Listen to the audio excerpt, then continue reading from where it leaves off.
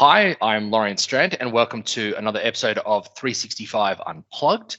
I'm joined, as always, by Alistair Pugin, and apparently I look like a leaf, like a collection of leaves. I look like a tree trunk. I'm the tree trunk, and these are my leaves, right? Yeah, so you could just blend into the background. You're like perfect, camouflage soldier. Which the people who are listening to this as a podcast have no idea what we're talking about. But camo doesn't look like leaves, though. Because if camo looked like leaves, it would have a leaf, right? Camo doesn't look like leaves. But maybe if you're in the rainforest, you need it to look like leaves. So in this episode of 365 Unplugged, we talk about camouflaging Yammer so that it slips into teams. Every episode is Yammer themed now, every single episode. Because it's Year of Yammer. We have to talk about it all the time. Underneath, because you also did a reveal. I can also do a reveal. Mine says inside. I don't think people want to see them. Yeah, so this is a children-friendly show. No, let's get into this. So yeah, that's right. Because actually, last episode, because we both use expletives, I actually had to mark it as an explicit episode. Oh wow! So did we demonetize? I mean, how do I pay my kids' school fees now? Jeez. Probably with your job, seeing as we make no money from this. All right, so topics. So what have you got for me? I want to talk about Endpoint Manager that was announced at Ignite and how it glues together System Center. Okay, and I want to talk about tasks in Yammer or tasks in Teams or tasks in Yeams. No, I want to talk about that, and you can talk about Endpoint Manager. So let's just, I watched this Penn and Teller. It doesn't make a difference. It depends who wins. Yeah, it's almost like you're starting to give away the fact that this might be planned. Let's get into the paper, rock, scissors. Okay, let's do that. All right. Let's see who wins. All right. Ready? Okay. Yeah. 1, 2, 3. Both scissors.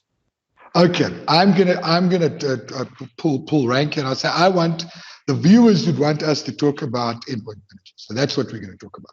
Okay, let's talk about Endpoint Manager.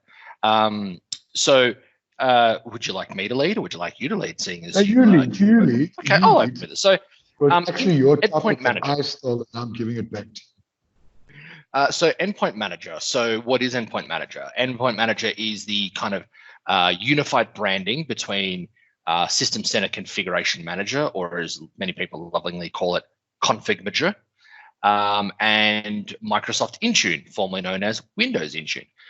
So what's interesting is, so Windows Intune started life back in, like 2011, 2012, aimed as a SMB PC management tool. And actually, the company that I used to run at the time did the first deployment of it in Australia. And we kind of, after a while, gave up a little bit because it just wasn't that fantastic back then. It then kind of evolved into more of a mobile device management solution. And you could co-manage with System Center Configuration Manager. I almost thought your video was frozen. It was a very intense look. So anyway, what's all this waffle about?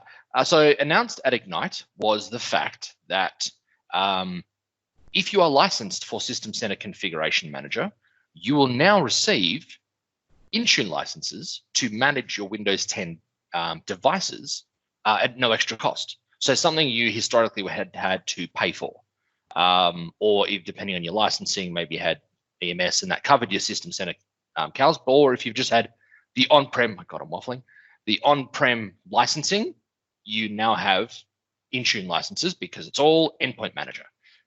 This doesn't cover mobile device management, so Android or iOS, but Windows devices will now be covered under your existing licensing. This is a good thing. My question then really is, so it doesn't cover Mac OS either? Correct. It's just Windows 10. You'd have to buy a Mac OS. But you can boot camp your Mac and run Windows. So as long as it's a Windows 10 operating system, you would now get Microsoft Endpoint Manager licenses, which is Intune licenses in the cloud for free so that you can run your System Center in the cloud. Because effectively, Yeah. that's what it is, right? System center in the cloud.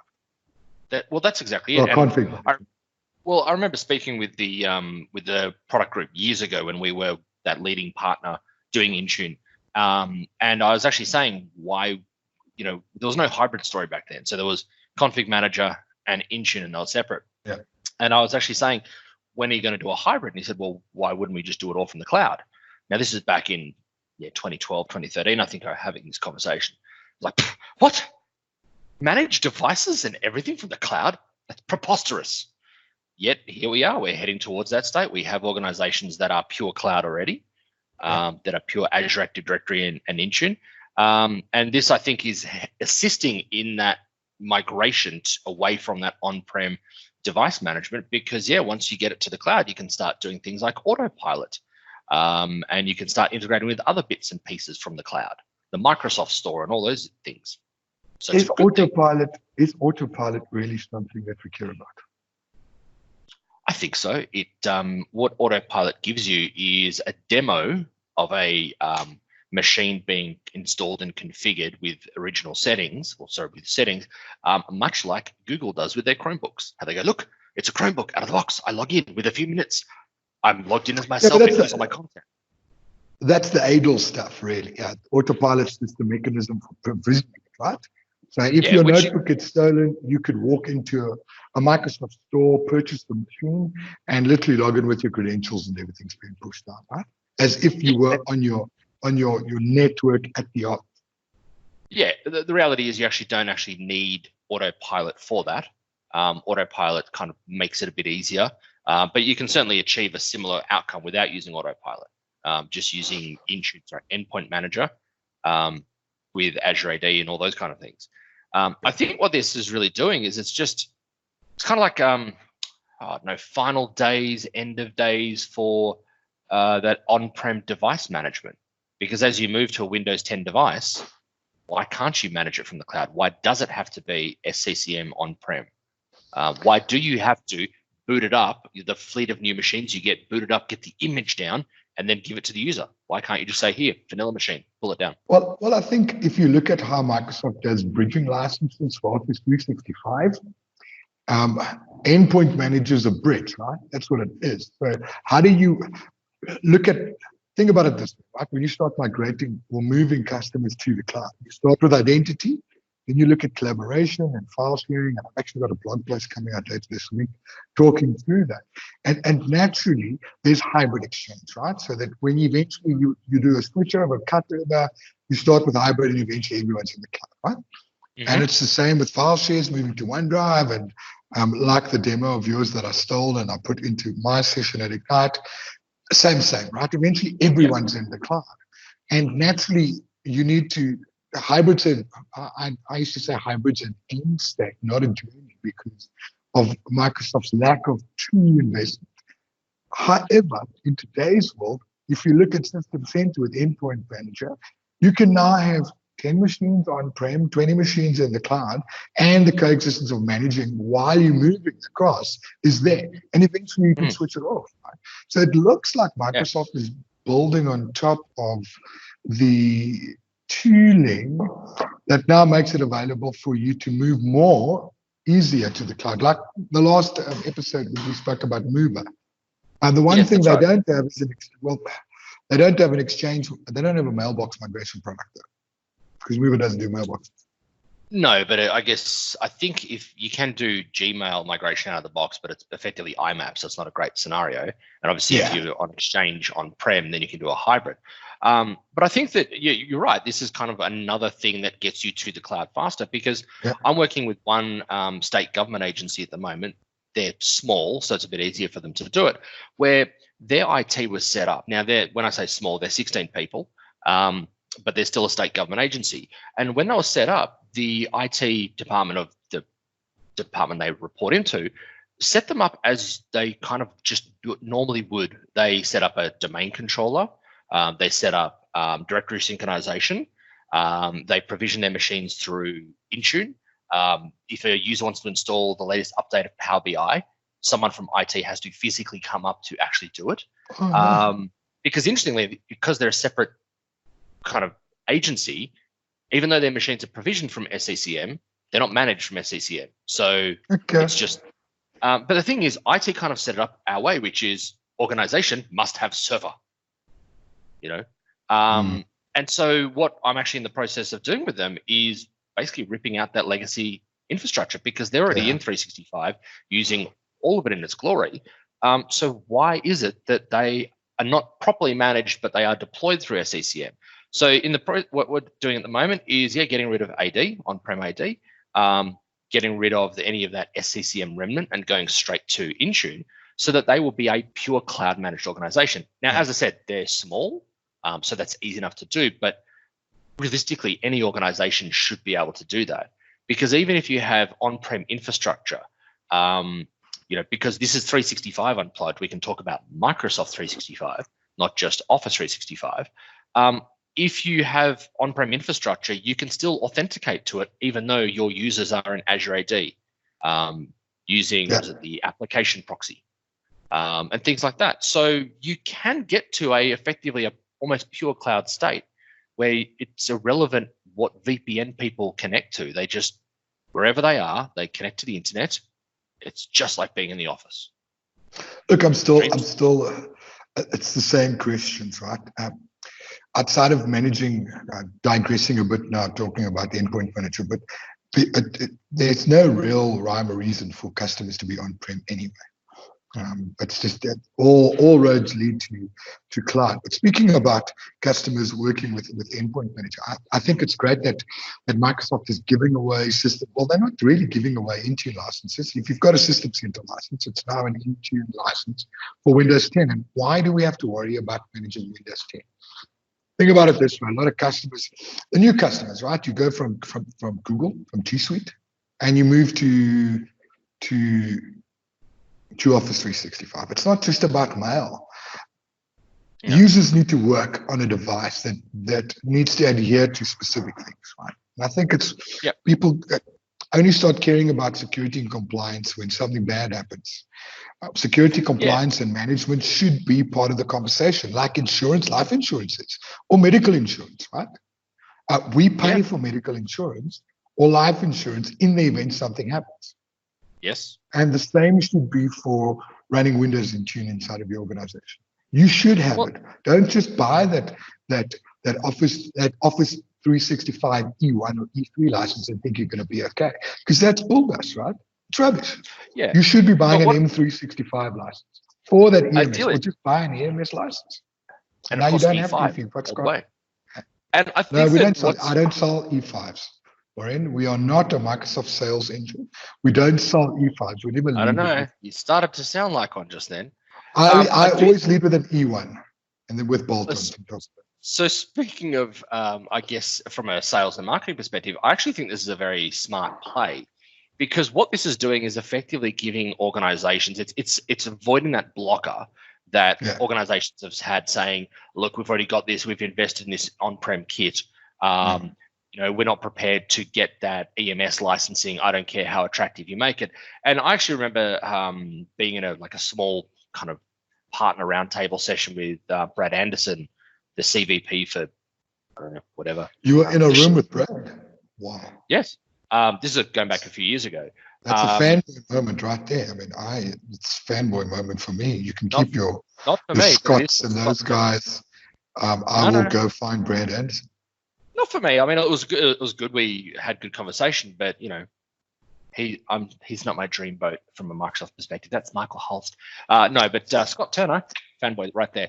Anyway, one of the things he talked about was the proposition of EMS, and the fact that if you look at the identity part of it, you look at the device management part of it, and you stack these bits together, then it becomes a more appealing value proposition for an organization, instead of going out and getting an Okta and an AirWatch and all these other bits and pieces. Yeah. So what I think that this, although if you speak to Okta, they'll tell you there's all kinds of things wrong with Windows, with Azure AD, actually. Of course. Yeah. But I think so. The point is, though, that I think that this is a good taster, in that what it does is gets rid of that block for IT departments to that they can do it now. They've effectively got Intune without having to actually pay for it. So why wouldn't you now use this on your Windows 10 devices? And going back to the point you asked right at the start about, well, hang on, what about Mac OS? What about our mobiles? So this is effectively, I think, a smart ploy to get it to a point of like, well, why are we paying for AirWatch or Mobile Iron or Master 360 or whatever when we've already got Intune and it already does this and it's already in? Why? Just do that. So it's a very smart land and expand model. It is actually. I like that, land and expand. So what are our takeaways from today's episode of 365? I don't know. There's no reason to not use Intune now. Well, yes. So system center people do not have to worry about incurring a cost to managing their Windows 10 devices in the cloud. It's a great educational process as well. They don't have to buy the licenses and then not like it because they don't have the right training and then roll back and waste money on it. They can actually go. There's no try before you buy. You can just try and do. Yeah, you can just use it. You already own the license. So, to all the system center people that watch our episodes, all 3,000 of them. Yeah. Here's a top tip: go speak to your technical account manager at Microsoft and get them to assist you in working with System Center in the cloud, also known as Intune, and the Endpoint Manager brings it all together. Or go to Fast Track, those kind of things. But what I'd strongly suggest is there was a great session at Ignite called The Importance of Windows 10, OneDrive, SharePoint, and Microsoft Teams together. Watch that session. It had a really good demo of how you can use Intune to mount SharePoint document libraries that are actually in Teams on Windows 10 devices. Great presenter, absolutely fantastic. And I think you did a similar session. You saw a similar session of a great presenter. I saw a similar session of a great presenter. I tried the poker face thing. I can't. Yes, please do. Please do go watch that session about how to use all the cool OneDrive features to make consuming files in the cloud much more applicable to users that live inside a Windows Explorer. I think it's great. It's a combination of Intune, OneDrive, and SharePoint, and I think it's the hidden Alexa when you start moving customers to the cloud. Oh, the hidden Elixir. I thought you were saying Alexa. I'm glad I'm on a headset. Otherwise, the device. Yeah, Aussies don't hear well. So, is that a wrap from our side? That's a wrap. Yeah. So thank you for watching this episode of 365U. Please like, share, and subscribe, and hit the bell. Smash it. It's somewhere where Loryan's pointing. And I think that's it from our side. I'm all in-pointed out. Oh, yes, and grab us. Where is that, Loryan? Where do people find us? You can go to anchor.fm/365 Unplugged, or you can go to Spotify. You can go to Google Podcasts. You can go to a bunch of different places. But not Apple yet. Thank you, Apple. A bunch of different places. That way you don't have to look at us. You can just listen to our wonderful voices and our seamless banter. And you can start your podcast journey at the beginning of your train trip so that you get through the first 15 minutes listening to us. Absolutely. What a great way to start the day. Yeah. Ciao, ciao. Ciao, ciao.